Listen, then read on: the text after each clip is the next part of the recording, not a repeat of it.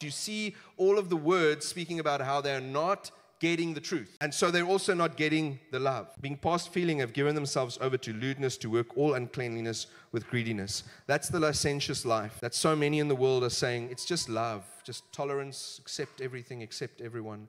And unfortunately, that message has crept into the church. Accept everything, accept every... Yes, we receive every single person. There's not a single person who we will chase away from coming in to this congregation, this fellowship. And if they come and if they say they want to be part of, and if they join too, and if they say, I want to journey with you, if they want to join a life group, in time as we get to know them, as we can love them, as we get to know their story and their journey and where they're from and what their background is and all the things they've faced and where the struggles are in their life, we can walk with them in love because we want to see Christ formed in them. But I promise you this, at some point, truth will be spoken because we don't want people to live in the destruction of a lie that leads to death. But you have not so learned Christ, if indeed you have learned him and have been taught by him, as the truth is in Jesus.